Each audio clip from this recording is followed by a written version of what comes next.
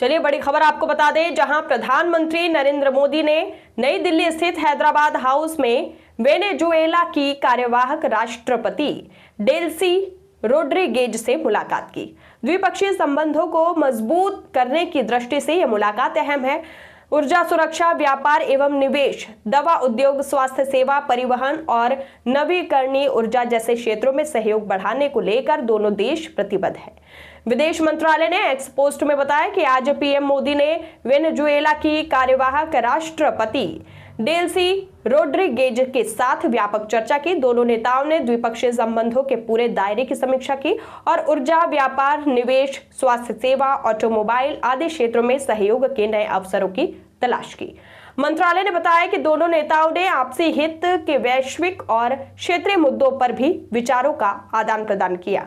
दोनों पक्षों ने द्विपक्षीय साझेदारी को और गहरा करने और ग्लोबल साउथ के हितों को आगे बढ़ाने की अपनी प्रतिबद्धता दोहराई। देखें खास रिपोर्ट।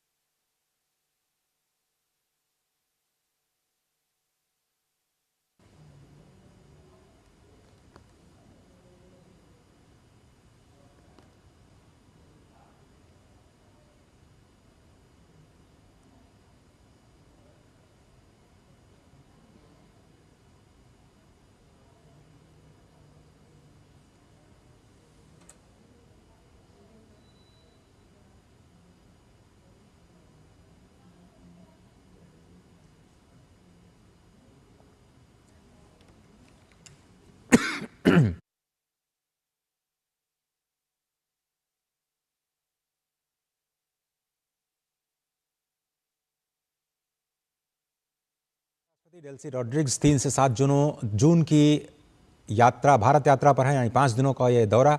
और आज ये द्विपक्षीय वार्ता की शुरुआत बहुत ही अहम, जब भारत अपनी ऊर्जा सुरक्षा में विविधता लाने का प्रयास कर रहा है, अपनी एनर्जी बास्केट को डाइवर्सिफाई कर रहा है। अब जानते हैं कि ओमान के साथ भारत का FTA हाल ही में लागू हुआ 1 जून से, जिसके बाद ऊर्जा सुरक्षा को मजबूती मिली। और अब वेनेजुएला, जिसमें भारत की जो सार्वजनिक क्षेत्र की कंपनियां हैं उनका भी निवेश है, इससे ऊर्जा सुरक्षा के साथ साथ जो रणनीतिक संबंध हैं दोनों देशों के बीच, उसको और भी मजबूती मिलेगी। ये केवल राजनीतिक यात्रा नहीं है, बल्कि भारत और वेनेजुएला के बीच ऊर्जा, व्यापार, निवेश, फार्मास्यूटिकल्स, हेल्थ सेक्टर और प्रौद्योगिकी सहयोग के नए अध्याय की शुरुआत के रूप में इसे देखा जा रहा है। इससे पहले विदेश मंत्री डॉक्टर एस जयशंकर के साथ उनकी मुलाकात हुई। जैसा कि आपको पता है कि भारत पूरी दुनिया का तीसरा सबसे बड़ा ऑयल इंपोर्टर है और इसीलिए करीब 90% जो क्रूड ऑयल हम लोग इंपोर्ट करते हैं।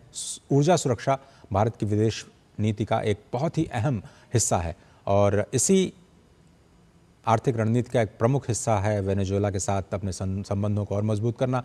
इससे पहले अमेरिकी प्रतिबंध की वजह से वेनेजुएला के साथ जो इम्पोर्ट के रिश्ते थे, यानी जो आयात हम किया करते थे, उसमें काफ़ी कमी आई थी। लेकिन अब उम्मीद जताई जा रही है कि वेनेजुएला से कच्चे तेल की जो आपूर्ति है वो भारत को और भी बेहतर होगी। और भारत चाहता है कि जो पश्चिम एशिया में इस वक्त तनाव चल रहा है, हॉर्मुज़ जलडमरू मध्य में जो तेल आपूर्ति पर जो असर पड़ा है, उससे भारत को जो वैकल्पिक स्रोत रहे हैं उस पर इस यात्रा को और भी मजबूत किया जा सके।